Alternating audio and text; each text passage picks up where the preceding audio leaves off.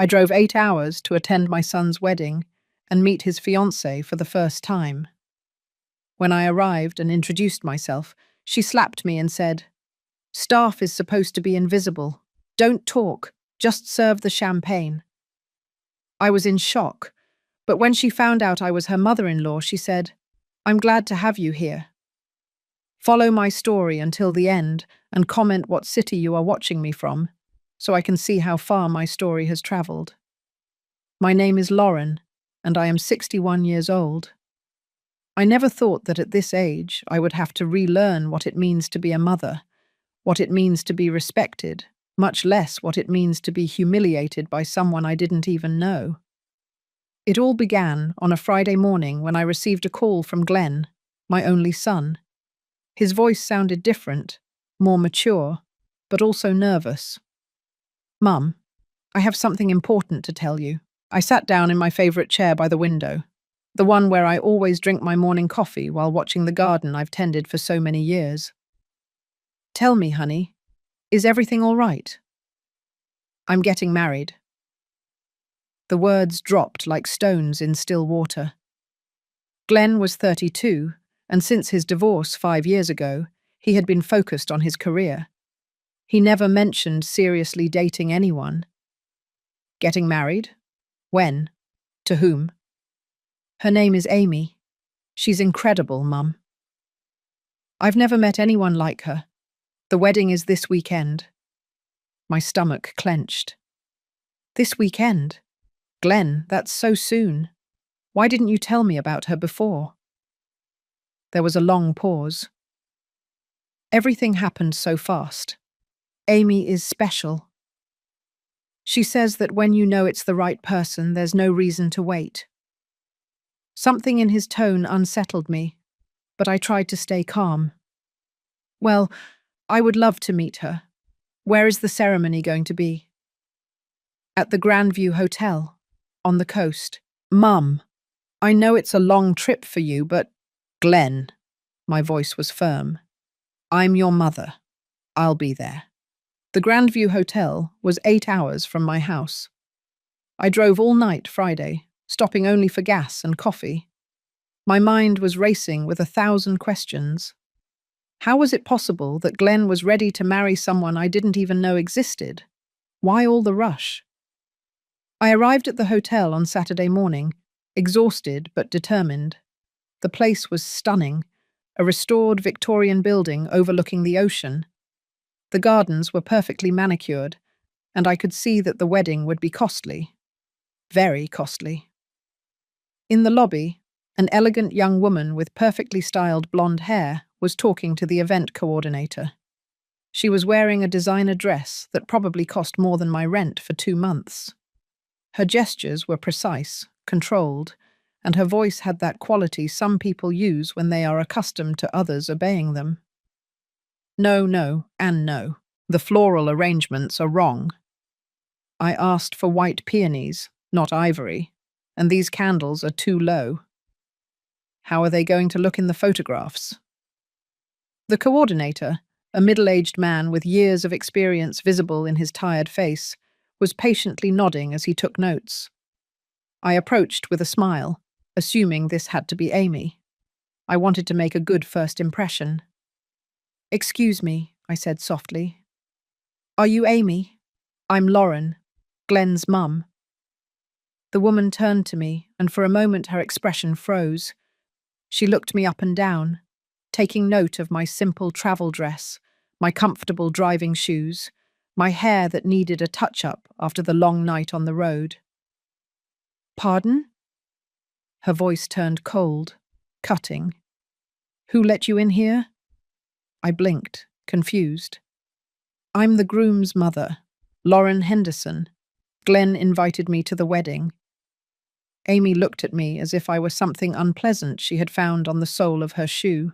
Then, without warning, her hand shot up and she gave me a slap that echoed in the hotel lobby. The sound was dry, loud. I felt an immediate burning on my cheek and the metallic taste of blood where my teeth bit into the inside of my lip. "Staff is supposed to be invisible," she shouted, loud enough for several people to turn and stare at us. Don't speak unless you're spoken to.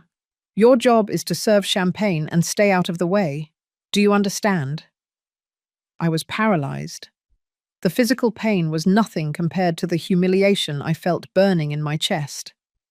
Around us, the early guests were whispering among themselves. The event coordinator looked like he wanted to disappear. Amy continued, her voice full of disdain. And please, do something about your appearance. This is an elegant wedding, not a small-town church gathering. The champagne is on the back table. Make sure the glasses are always full, and don't spill anything on the guests' dresses. Then she walked away, her heels clicking on the marble, leaving me there with my hand on my stinging cheek and my heart pounding so hard I thought everyone could hear it. Part of me wanted to scream the truth right there.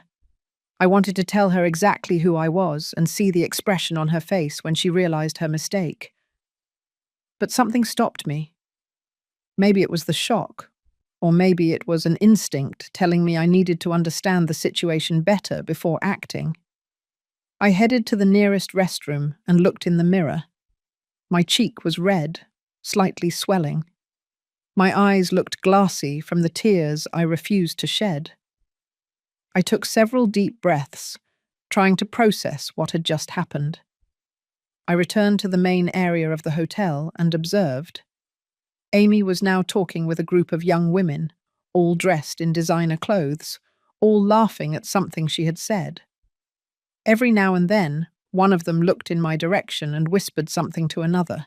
I decided to stay near the champagne table, not because Amy had ordered me to, but because from there I could observe everything without drawing attention. I needed to understand who this woman was that was going to marry my son. Over the next hour, I watched Amy interact with the hotel staff. She was rude, contemptuous, with every single one of them. I saw how she made a young server cry because she didn't place the silverware exactly as Amy wanted. I saw how she yelled at the florist for bringing the flowers 5 minutes late. But what troubled me most was seeing Glenn. When he finally appeared, dressed in an immaculate tuxedo, he approached Amy with a smile that didn't reach his eyes. She whispered something in his ear, and he nodded quickly, like a child trying to avoid getting into trouble. "Is everything all right, sweetheart?" Glenn asked, and I could detect anxiety in his voice. "Is it okay now?" "Of course, baby," Amy replied, stroking his cheek. "Just some minor issues with the staff. Nothing I can't handle." Glenn kissed her gently and then looked around the room. His eyes paused on me for a moment, but Amy quickly drew his attention elsewhere. In that moment, I knew something was terribly wrong. My son, the man I had raised to be gentle and respectful, was about to marry someone who had slapped a stranger without a second thought. But what scared me most was that Glenn seemed to be walking on eggshells around her. And if Amy was capable of treating someone she thought was hotel staff that way, how would she treat Glenn's family once she felt secure in her position as his wife? I decided to remain silent and observe. For the next 2 hours before the ceremony, I became an invisible spectator of who Amy Wellington really was, as I heard someone call her. From my position near the champagne table, I could hear snippets of conversation that chilled me to the bone. Amy was talking to her bridesmaids, a group of women who seemed cut from the same mold, blonde, stylish, and with that air of superiority that only comes with generational wealth. "Honestly, I don't understand why Glenn is so attached to his past," Amy was saying, adjusting her diamond earrings. "It's like he can't let go of that middle-class life. But he'll get over it." One of her friends, a redhead in an emerald green dress, laughed. "Well, at least he's moldable, unlike my ex who never wanted to change." "Exactly," Amy replied. "Glenn is a project. He has potential. He just needs the right guidance. For example, he insisted on inviting all those people from his previous job." Can you imagine? Mechanics and technicians at my wedding. I had to be very clear about the kind of event this was going to be. My stomach churned. Glenn had worked as an auto technician before getting his current job at a logistics company. It was an honest job, and he was proud of what he did with his hands. Hearing Amy talk about it as something embarrassing made me clench my fists. "And what about his family?" another bridesmaid asked. Amy grimaced. "Well, there's the problem. His mother is, let's just say she doesn't exactly fit our vision. Glenn wanted to invite her, of course, but I managed to convince him it would be better to keep things intimate. I told him we could have a small family dinner afterward, in a place that was more appropriate." I felt as if I had been slapped again, this time straight in the heart. Amy had manipulated Glenn into not officially inviting me to his wedding. The fact that I was there was only because Glenn had a moment of courage and called me at the last minute.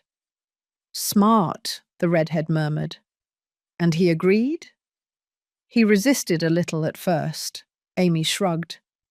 "But I explained to him that if he really loved me, he would understand that some things had to change. I told him he couldn't be divided between his past and our future." It worked. One of the younger women in the group looked uncomfortable. "Don't you think that's a little cruel?" "I mean, it's his mother." Amy looked at her coldly. "Honey, marriage is about priorities. Glenn needs to learn that I am his priority now. His mother has had 32 years to be important in his life. It's my turn." I had to walk away before I did something I would regret. I headed toward the hotel gardens, needing fresh air and a moment to process what I had heard. In the garden, I found an older man sitting on a bench, smoking a cigar. He had neatly combed silver hair and wore a suit that was clearly custom-made. When he saw me approach, he immediately put out the cigar. "Excuse me," he said in a gentle voice. "I didn't mean to bother you with the smoke." "Don't worry," I replied, sitting down at the other end of the bench. "I needed some fresh air." He studied me for a moment. "You're not from around here, are you? I mean, you're not from Amy's social circle." I turned to him, surprised by his direct observation. "How do you know?" "Because all of Amy's friends have that look." He paused, searching for the right words. "Like the world owes them something." "You don't have that look." He introduced himself as Robert Wellington, Amy's father. For the next 20 minutes, we had a conversation that revealed more about my future daughter-in-law than I had learned all morning. "Amy is my only daughter," Robert told me, looking out at the ocean. "Her mother and I raised her with every advantage possible, perhaps too many advantages." "What do you mean?" Robert sighed deeply. "Amy has never had to work for anything. She's never faced a real hardship. When something doesn't go her way, she just crushes whatever is in her path. Like with her previous relationships. There have been 3 engagements before this one," Robert admitted, and my blood ran cold. "Each time she started by trying to change the man. When they resisted, or when she could no longer mold them the way she wanted, she found reasons to end things. Generally reasons that made them look like the guilty ones." "And Glenn?" "Glenn is different." Robert looked at me directly. "He's more malleable. Amy sees that as an advantage, but I worry about him." "Do you know him?" For a moment, I considered telling him the truth, but something made me hesitate. "A little," I replied vaguely. "He's a good man," Robert continued. "Hard-working, honest, but Amy is already changing him. I've seen how he acts differently when she's around, as if he's constantly worried about doing something wrong." I remembered the anxious expression on Glenn's face when he talked to Amy in the lobby. Robert was right. "She mentioned something about making changes in his life," I commented carefully. Robert nodded gravely. Amy has been pressuring him to change jobs, to move away from his current friends, even to limit contact with his family. She calls it building their future together, but I see something more sinister. Have you told Amy this? I've tried. Robert rubbed his temples.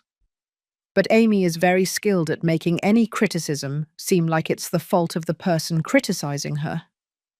She has a way of twisting things to always become the victim. Just then, we heard footsteps approaching. Amy appeared on the garden path, looking annoyed. Dad, I've been looking for you everywhere. I need you to talk to the photographer about the angles for the family photos. Her eyes briefly settled on me with that same expression of disdain I had seen before. And you? She said to me in a cold voice. The coordinator is looking for you. Apparently, some guests have commented that the champagne service has been slow. Robert looked at me with a strange expression, as if he was starting to connect the pieces of a puzzle. But before he could say anything, Amy had already led her father toward the hotel. I was left alone in the garden, my mind racing with everything I had learned.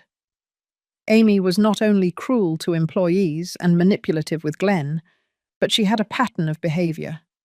3 broken engagements. 3 men who had probably gone through the same process Glenn was living now. When I returned to the hotel, I saw Glenn talking nervously on the phone in a corner. His voice was tense, defensive. No, Mom, it's not that. Yes, I know you said you were coming, but Amy thinks it would be better. No, it's not that I don't want you here. It's just that... My heart broke to hear how Amy had put him in the position of having to reject his own mother. And what was worse, Glenn was clearly struggling with the decision, but still choosing to please Amy. He ended the call and ran his hands through his hair, looking defeated. Just then, Amy appeared and put her arm around his shoulders. Everything okay, sweetheart? She asked in a sweet voice, completely different from the tone she had used with me and the employees. Yes, Glenn nodded, but I could see the tension in his shoulders. Just, family stuff. I know, baby, but you're doing the right thing. Our new life together has to be our priority. We can't let the past drag us back. As I watched them, I realized I was witnessing more than just a wedding. I was watching the end of Glenn's relationship with everything he had been before Amy. And the scariest part was that Glenn seemed to be voluntarily collaborating in his own transformation. The ceremony was about to begin, and I was still officially invisible. But I knew that was about to change, and when it did, nothing would ever be the same. The ceremony was about to begin. Guests were heading toward the main ballroom, an elegant space with windows overlooking the ocean. The chairs were covered with white silk slips and gold bows, and the central aisle was carpeted with white rose petals. I remained in the back, still invisible to most of those present. From my position, I could see everything. Amy's family occupying the first seats on the left side.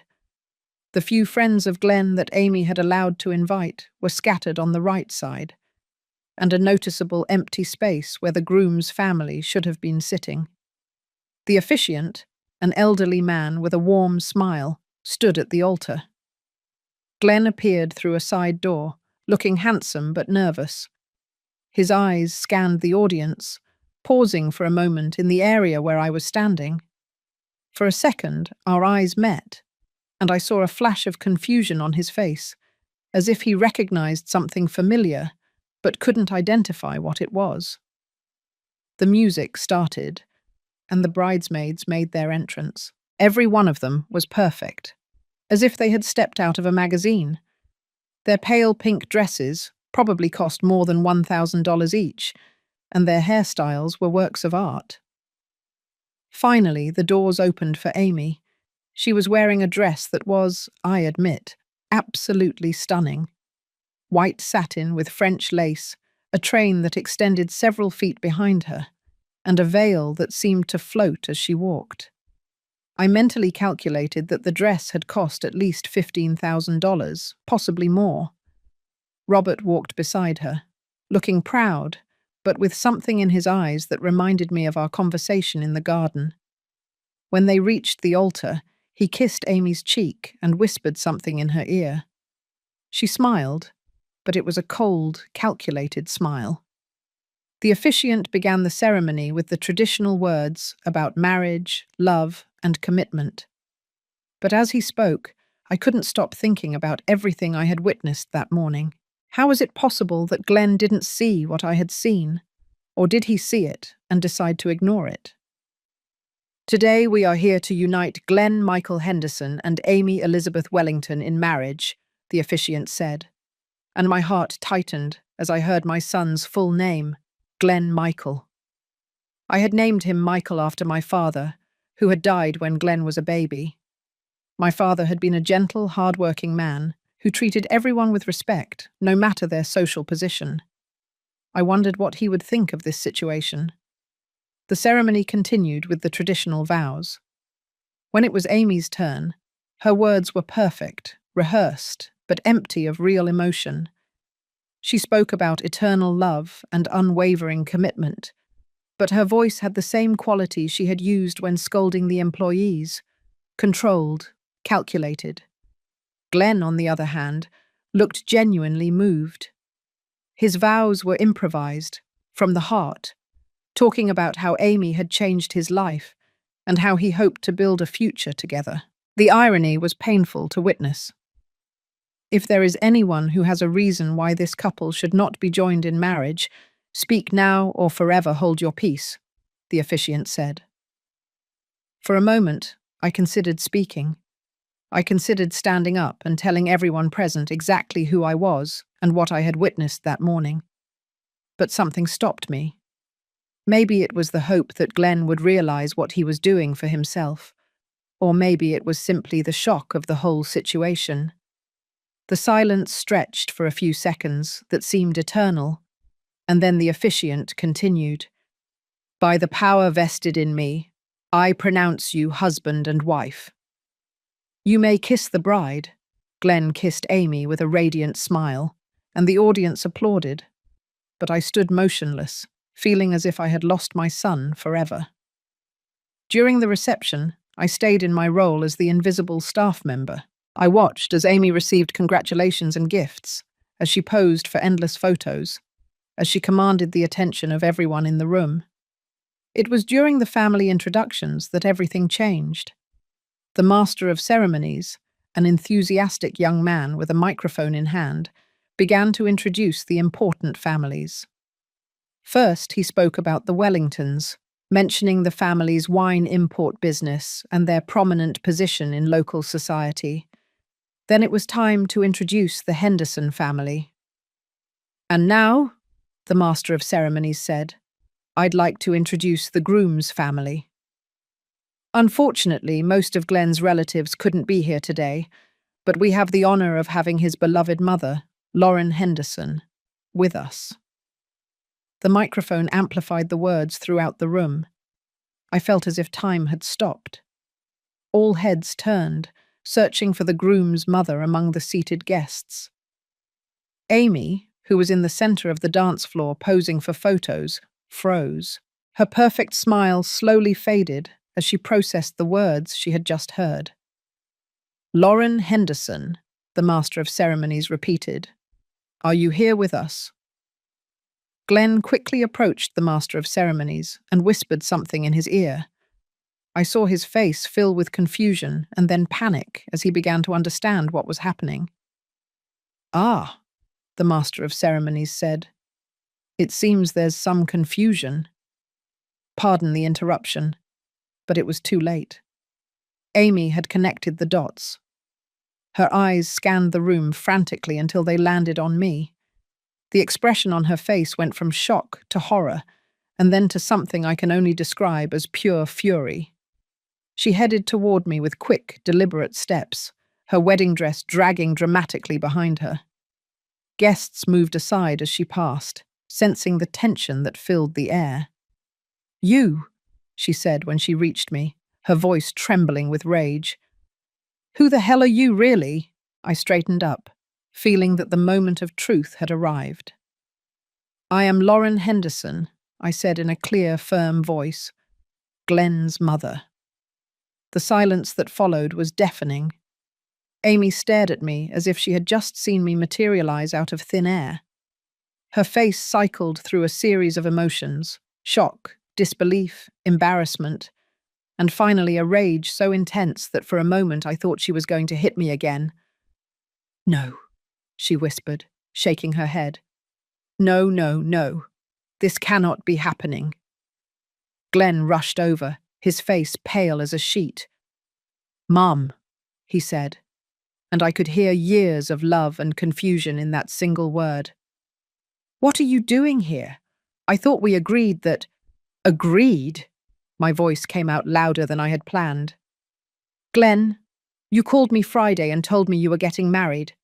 We didn't agree on anything about me not coming." Amy turned to Glenn, her eyes flashing. "You told me she wasn't going to come. You told me she understood it would be better to stay away. I... Glenn looked like a child caught between two fighting parents. "I didn't know Mum was going to come anyway." "Anyway," I repeated, feeling a new wave of pain. "Glenn, I'm your mother." "Why wouldn't I come to your wedding?" Amy interrupted before Glenn could answer. "Because you don't fit here," she said in a poisonous voice. "Look at this place. Look at these people. This is not your social class.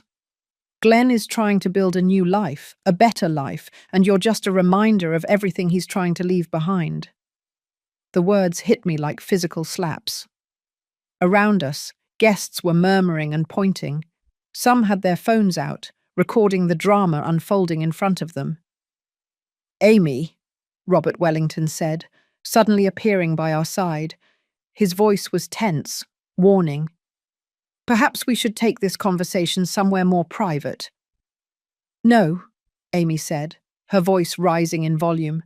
"I'm not going to be humiliated at my own wedding. This woman snuck in here pretending to be staff." "Who does that? What kind of sick person sneaks into her own son's wedding?" "The kind of person," I said, finding my voice and my strength, "whose son called her and personally invited her, but whose daughter-in-law apparently had other plans." Glenn finally spoke, his voice barely a whisper. "Mum, please, don't make this any harder than it already is." And there it was. My own son, asking me to leave his wedding so his new wife wouldn't feel uncomfortable. The son I had raised, whom I had loved unconditionally, whom I had supported through everything, was now asking me to disappear, to please a woman who had hit and humiliated me. In that moment, I knew I had lost much more than a wedding invitation. I had lost my son, and he had been completely complicit in that loss. The tension in the room was so thick you could cut it with a knife. The guests had formed a circle around us, some recording with their phones, others whispering among themselves. It was like being in the middle of a car crash that everyone wanted to see, but no one wanted to stop. Amy was breathing heavily, her chest rising and falling under the corset of her wedding dress. Her cheeks were red with anger, and her hands were clenched into fists at her sides. "Glenn," she said in a dangerously calm voice, "I need to talk to you, now, privately." Glenn looked between Amy and me, clearly divided. "Amy, perhaps we should—" "Now, Glenn." Her voice had a quality that admitted no discussion. I watched them walk away toward a corner of the room, where Amy began to speak in a low but animated voice. Even from a distance, I could see she was furious. Glenn nodded constantly, his shoulders sinking lower with every word she said. Robert Wellington approached me, looking deeply uncomfortable. "Mrs. Henderson, I deeply regret what just happened. Amy is, well, she's under a lot of stress." "Mr. Wellington," I said, keeping my voice calm. Your daughter hit me thinking I was hotel staff. Was that due to stress too? He closed his eyes for a moment, as if the truth pained him to admit. Amy has control issues. She always has. When things don't go exactly as she plans, she tends to react badly. And Glenn knows this? Robert looked at me directly. I think Glenn sees what Amy wants him to see. She's very skilled at showing different faces to different people. Just then, an older woman approached us. She had elegantly styled grey hair and wore a pearl necklace that probably cost more than my car. Robert said in a tense voice, "We need to do something about this situation. Guests are starting to ask uncomfortable questions." "Margaret," Robert replied, "I'd like to introduce you to Lauren Henderson, Glenn's mother." Margaret looked me up and down with an expression that mixed curiosity and disdain. "Ah, so you're the famous missing mother." "Missing?" I repeated, confused. "Amy told us you abandoned Glenn when he was young, that you had been out of his life for years. She said you were a negligent mother and that Glenn had to fend for himself since he was a teenager." I felt as if I had been punched in the gut. That is completely false. I've been in Glenn's life constantly. We talk on the phone every week until a few months ago when I stopped, remembering how Glenn's calls had become less frequent in the last 6 months. How when we did talk, he sounded distracted, as if he was worried about something else. "Until a few months ago?" Robert asked. "The calls became less frequent after he started dating Amy. I thought it was normal, that he was busy with the new relationship." Margaret and Robert exchanged a meaningful look. "How much do you know about Amy and Glenn's relationship?" "Glenn called me Friday to tell me he was getting married. That was the first time I heard Amy's name." "Friday," Robert murmured. "That means Amy couldn't stop him from calling you." "Stop," Margaret sighed. "Amy has been telling us for months that Glenn had decided to cut contact with his family because he wanted to make a fresh start. She said you had been controlling and manipulative, that you didn't approve of their relationship." The conversation was interrupted by the sound of raised voices. Glenn and Amy had returned, and it was obvious they had had a heated argument. Amy's eyes were red, but not from sadness, but from anger. "All right," Amy said loudly, addressing me. "Glenn and I have talked, and we've decided it's best for you to leave. This is our wedding, our special day, and we are not going to let you ruin it with your drama." "My drama?" I couldn't help my voice rising. "I'm the one causing drama." "Yes," Amy said, crossing her arms. "You snuck into our wedding uninvited. You pretended to be hotel staff, and now you're trying to make everything about you." "Amy," Robert interrupted, "I think there are some things you need to clarify." "There's nothing to clarify, Dad. This woman is clearly disturbed. What normal mother sneaks into her son's wedding?" "A normal mother who was invited by her son," I said firmly. Amy laughed, but it was a cold, humorless laugh. "Please, Glenn told me you hadn't spoken in months." "That's not true." "It's not true?" Amy pulled out her phone. "Glenn, show your mother the call log." Glenn looked like a trapped animal. His eyes darted between Amy and me, clearly desperate to find a way out of the situation. "Glenn," I said softly, "tell her the truth." He opened his mouth, then closed it. Finally, in a voice barely audible, he said, "Mum, I think it would be better if you left." The words hit me like a hammer. My own son, in public, in front of all these strangers, was asking me to leave his wedding. "All right," I said, keeping my voice steady even though I felt like I was falling apart inside. "I'll leave." But before I do, I want you to know something, Glenn. I turned to him, completely ignoring Amy. I love you. I have loved you every day of your life, and I always will. But I am not going to stay here and be humiliated by a woman who hit me without provocation and who clearly has serious issues. Amy opened her mouth to protest, but I stopped her with a look. And Amy, I continued, I hope you know what you're getting into. I've been watching you all morning. I've seen how you treat people you consider beneath you. I've heard how you talk about Glenn when he's not around. And I've seen how you manipulate him to do what you want. I'm not finished. My voice had a strength I didn't know I possessed. Glenn is a good man, a gentle, hard-working, honest man. If what you want is to change him, to turn him into something he is not, then you don't love him. What you love is the idea of what you can make of him. The silence that followed was complete. Even the murmuring of the guests had stopped. I headed toward the exit, but before I reached the door, I heard Margaret Wellington's voice. Amy, dear, I think there are some things your father and I need to discuss with you. I stopped without turning around. Like the fact that you told us Glenn's mother abandoned him when he was a child, Margaret continued. Or the fact that you told us Glenn had decided to cut contact with his family of his own free will. That's what happened, Amy insisted, but I could hear the uncertainty in her voice. Is it really? Robert said.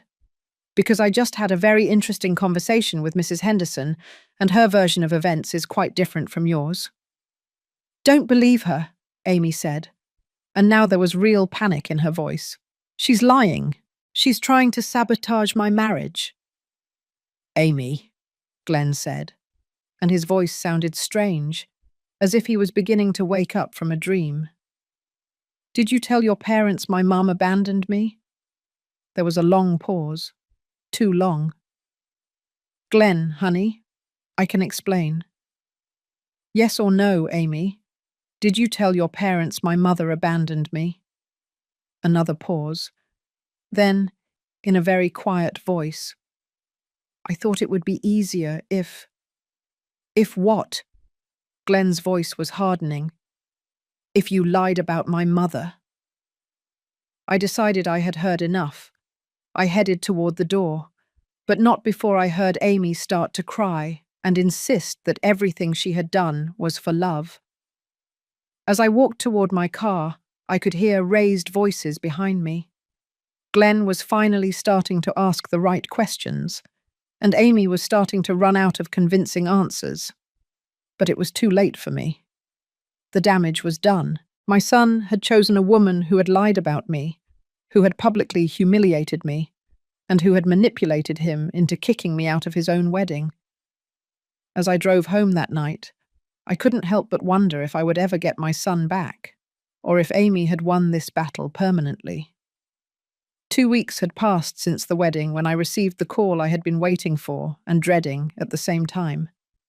It was Glenn, but his voice sounded different, tense, tired, as if he had aged years in 14 days. Mum, we need to talk. I slowly sat down in my favorite chair, the same one where I had received the news of his engagement, which seemed like an eternity ago. I'm listening, honey. Not over the phone. Can I come see you? I need to understand some things. An hour later, I heard his car pull into the driveway. When I opened the door, I was shocked by what I saw. Glenn looked gaunt. He had lost weight, and he had deep circles under his eyes, as if he hadn't slept in days. His clothes, which had always been impeccable since he started dating Amy, were wrinkled. Hi, Mom, he said, and his voice broke a little on that last word. I hugged him, and for a moment he was my little boy again, not the man who had asked me to leave his wedding. We sat in the living room. Glenn looked at his hands, clearly struggling with how to start the conversation. Amy is furious with me, he finally said. She says I'm ungrateful for questioning her version of things. And what do you think? He looked up and I saw pain in his eyes. I think I've been an idiot. A blind, selfish idiot. Glenn. No, Mum. Let me talk. I need to say this. He took a deep breath. After you left the wedding, Amy's parents started asking me questions. Questions about you, about our relationship, about the things Amy had told them. He ran his hands through his hair, a gesture he had made since he was a child when he was nervous. Amy had told me that you didn't approve of our relationship, that you had said she wasn't good enough for me, that you had been cruel to her when you spoke on the phone. Glenn, I never spoke to Amy on the phone before the wedding. I know. That's what's driving me crazy. Because when I specifically asked her what you had said, Amy got weird. She started crying and saying that I was attacking her, that I was choosing my family over her. I leaned forward. And what else did you discover? I checked my phone.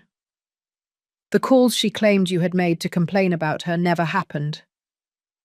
My call log shows that the last time we spoke before I called you about the wedding was 3 months ago. I felt a pang of pain as I remembered that call. Glenn had sounded distant. He had cut the conversation short, saying he had plans with Amy. Why hadn't you called me, Glenn? He closed his eyes. Because Amy told me you were mad at me, that you had said if I wanted to be with her, then I didn't need to talk to you so often. She said you had been very clear that you wanted me to focus on my new relationship. I never said that. I know. And what's worse, Mum, is that a part of me knew something didn't fit. But it was easier to believe Amy than to face the possibility that she was lying. Glenn got up and started pacing the room, clearly agitated. There's more. Amy convinced me to change jobs. She said my work as an auto technician was beneath my potential and that her contacts could get me something better. But the new job... He stopped, frowning. What about the new job? It's at her father's import company. And it's not really a job, Mum. It's more like being a glorified errand boy. I run errands, organize documents, smile in meetings where I don't understand what they're talking about. And do you like it? Glenn laughed bitterly. I hate it. I miss working with my hands. I miss solving real problems. But every time I mention it, Amy says I just need to give it time, that eventually I'll get used to the professional life. He sat down again, looking defeated. And there's more. Amy has been pressuring me to sell my house and move into a condo she chose. She says my house is too modest for the kind of life we want to build. But Mum, I love my house. I bought it with my own money. I fixed it up with my own hands. Have you told her? I tried. But Amy has a way of making any disagreement seem like I'm being stubborn or immature. She says things like, I thought you wanted to grow up with me, or I don't understand why you cling so much to the past. I recognized the pattern immediately. It was classic emotional manipulation, making Glenn feel guilty for having his own opinions. Glenn, can I ask you something? Are you happy? The question took him by surprise. He was silent for a long moment, and when he finally spoke, his voice was barely a whisper. No, I'm not happy. I feel like I'm living someone else's life. As if the real Glenn disappeared and was replaced by this version that Amy wants. And what are you going to do about it? I don't know. Amy says I'm going through a phase, that it's normal to have doubts after marriage. But Mum, this doesn't feel like normal doubts. It feels like I've made the biggest mistake of my life. He covered his face with his hands. And the worst part of all is how I treated you at the wedding. God, Mum. I asked you to leave. I humiliated you in front of all those strangers. How can you even look at me? I walked over and placed my hand on his shoulder. Because you're my son, Glenn, and because I understand you were in an impossible position. It's not an excuse. No, it's not. But it also doesn't mean we can't get past it. Glenn looked up. There was hope in his eyes for the first time since he had arrived. Do you really believe that? Yes, but it's going to require you to make some tough decisions. Like what? Like deciding whether you're going to keep being the person Amy wants you to be, or if you're going to fight to get your own life back. Just then, Glenn's phone rang. He looked at the screen and his face tensed. It's Amy. She's asking where I am. What are you going to tell her? Glenn looked at the phone. Then he looked at me. For a moment, I saw the boy he had been, but I also saw the man he could be again. I'm going to tell her the truth. That I'm talking to my mother. He answered the call and put it on speaker. Glenn, where are you? We were supposed to have dinner with my parents. I'm at my mum's house, Amy. There was a dead silence on the other end of the line. What are you doing there? I thought we agreed it was better to keep a distance until things calmed down. No, Amy. You decided that. I never agreed. Glenn, I don't like your tone. I think you should come home right now so we can talk about this properly. Glenn looked at me, and I saw the moment he made his decision. No, Amy. This time I'm going to finish my conversation with my mother. I'll come home when I'm ready. Glenn Michael Henderson, if you don't come home right now, there are going to be consequences. What kind of consequences, Amy? Another long pause. Then in a cold voice, the kind of consequences that could affect your job. Remember you work for my family's company? The silence that followed was deafening. Glenn looked at the phone as if it were a poisonous snake. Are you threatening me, Amy? I'm reminding you what your priorities are. Glenn closed his eyes, and when he opened them, there was a new determination in them. My priorities are perfectly clear, Amy, and you are no longer one of them.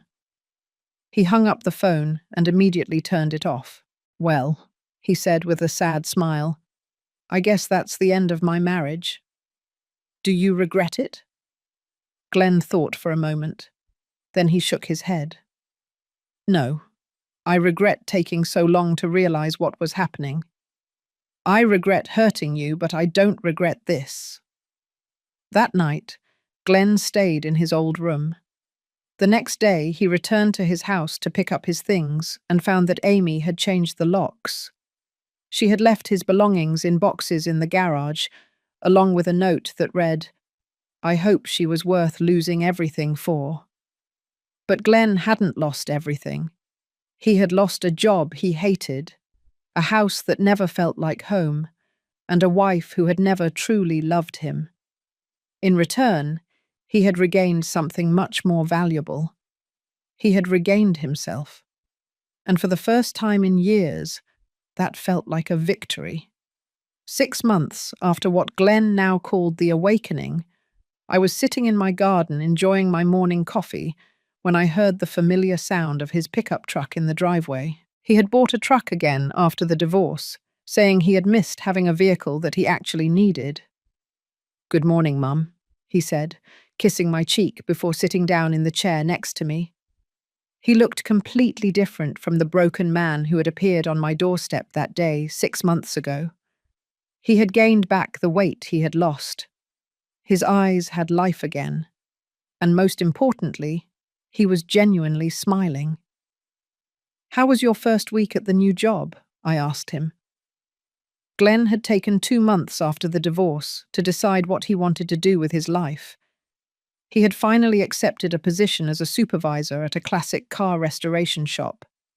It didn't pay as much as the job at the Wellington Company, but Glenn came home every day covered in grease and completely satisfied. Amazing, he said, and I could hear the genuine happiness in his voice. Yesterday we finished restoring a '67 Mustang. The owner cried when he saw it. Those are the moments I live for. I'm glad to hear you're so happy. You know what's funny, Mum? Now I realize how much time I spent trying to be someone I wasn't. Amy was right about one thing. I did change during our relationship, but not for the better. Glenn had been going to therapy since the divorce, working to understand how he had allowed Amy to manipulate him so completely. The process had been painful, but necessary. Have you heard anything from her? I asked. Glenn shook his head. Her lawyer contacted mine last week. Apparently she's dating the son of another prominent family, a lawyer in New York. Apparently he has more potential than I do. How does that make you feel? Honestly, I feel sorry for him. I hope he realizes it sooner than it took me. We sat in comfortable silence for a moment, enjoying the morning sun and the sound of the birds in my garden. Mum, Glenn said finally, there's something I want to tell you.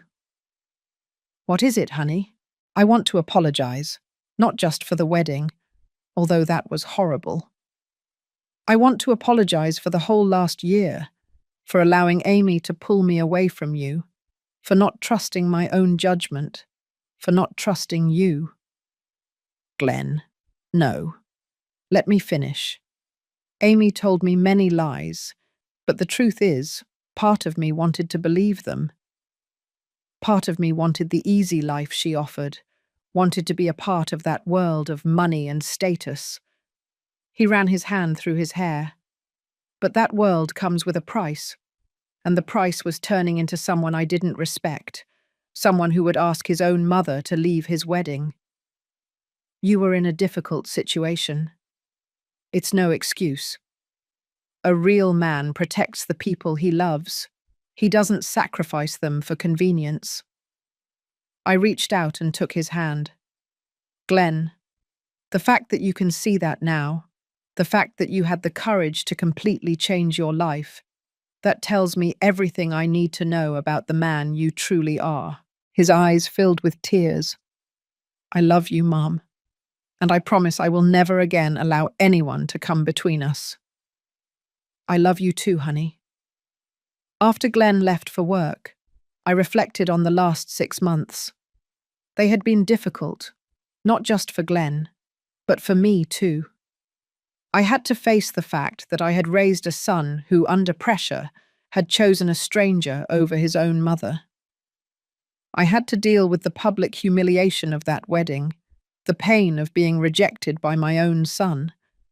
But I had also learned important things about myself. I had learned that I could maintain my dignity even in the worst circumstances. I had learned that true love sometimes requires taking a step back and allowing the people you love to make their own mistakes. And I had learned that it was never too late for relationships to heal if both sides were willing to put in the work. Glenn's divorce had been finalized last week. Amy had tried to get a substantial alimony payment, but in the end, she had accepted a much smaller settlement when her lawyer explained that her behavior during the marriage would not favor her in court. Robert Wellington had called me personally to apologize for his daughter's behavior. He told me that he and Margaret had decided that Amy needed professional help, but that she had refused. Instead, she had decided to move to New York to start over. Some people never learn, Robert had told me. I hoped Amy would be different, but I think we've been too permissive for too long. Now, sitting in my garden, I felt a peace I hadn't felt in years. The experience had been painful, but it had also been clarifying. I had learned that my relationship with Glenn was stronger than I had thought, strong enough to survive even this. That afternoon, Glenn came back with a surprise. "Mum, there's someone I want you to meet," he said. and there was something in his voice that made me pay attention. A young woman got out of the truck. She was pretty, but in a natural, unpretentious way. She was wearing jeans and a simple t-shirt, and she had paint stains on her hands. "Mum, this is Sarah." "Sarah, this is my mum, Lauren." Sarah approached with a genuine smile and extended her hand to me. Then she noticed the paint and laughed. "I'm sorry. I was working on an art project. I'm an art teacher at the local elementary school." I liked her immediately. There was something real about her, something without artifice. "It's a pleasure to meet you, Sarah." "You too. Glenn has told me a lot about you." During dinner, I learned that Sarah and Glenn had met in a carpentry class he had taken on his days off. She was there to learn how to make frames for her students' artwork. They had started as friends, bonded by their love for creating things with their hands. "Sarah is teaching me to carve wood," Glenn said with enthusiasm, "and I'm teaching her basic mechanics. She wants to be able to fix her own car." What impressed me most was how they interacted. They treated each other as equals. They supported each other. They laughed at the same things. Sarah wasn't trying to change Glenn or mold him into something different. She liked him exactly the way he was. "You know what attracted me to Glenn?" Sarah said to me as we were doing the dishes. "The first time I saw him, he was helping an older lady whose glasses had broken. He used a bit of wire from his toolkit to temporarily fix them. He didn't do it to impress anyone. He didn't even know I was watching. He just saw someone who needed help and acted." "That's my Glenn," I said, feeling my heart swell with pride. He told me about his first marriage, about what happened at the wedding. I told him any woman who couldn't see how wonderful he is didn't deserve to have him. That night, after Sarah left, Glenn and I sat on the porch. "She's special," I told him. "She is. And Mum, I want you to know that this time will be different. Sarah is part of my life. She's not trying to replace my life. It shows. I really like her. Good, because I plan to keep her around for a long time." I looked at my son. I really looked at him. The man sitting next to me was the man I had raised, not the distorted version Amy had tried to create. He was hard-working, gentle, thoughtful. He was someone who fixed a stranger's broken glasses just because it was the right thing to do. "Glenn," I said, "I am proud of the man you are, even after everything that happened. Especially after everything that happened. It was easy to be a good man when everything was fine. But you had the courage to admit when you were wrong, the courage to change your life completely, the courage to fight for what really matters. That's what makes a man truly good." 2 years later, I am sitting in the front row of a small outdoor ceremony, watching Glenn marry Sarah. This time, there's no drama, no manipulation. There are no tears of anything but joy. Sarah was wearing her grandmother's wedding dress, simple but beautiful. Glenn was wearing a suit that had belonged to my father, altered to fit him perfectly. The ceremony was officiated by the pastor of the church where Glenn had started attending again. When the pastor asked if anyone had any objection to the marriage, there was soft laughter instead of tension. This time, everyone present was there because they genuinely loved the couple. During his speech, Glenn looked directly at me and said, "I want to thank all the people who supported us, especially my mother, who taught me that true love isn't about changing people, but about loving them exactly as they are." When the ceremony ended and Glenn kissed his new wife, I couldn't help but think how different everything felt. This time, there was no doubt, no sense of loss. There was only pure joy for my son, who had finally found someone who loved him for who he really was. Later, during the reception, Sarah approached me. "Lauren, there's something I want to tell you." What is it, honey? Thank you for raising him right. I know there were difficult times, but in the end, the values you taught him were what saved him. As I hugged her, I knew it had been worth it. All the pain, all the humiliation, all the uncertainty, it had been worth it to get to this moment. Sometimes, things have to break completely before they can be properly repaired. And sometimes the people you love most have to get lost before they can truly find themselves. But when they do, when they finally find their way back home, to themselves and to the people who truly matter, the joy is even sweeter for everything that had to be overcome to get there. Glenn had found his way back, and I had found something I didn't know I had lost. The absolute certainty that true love, the real love between a mother and son, can survive anything.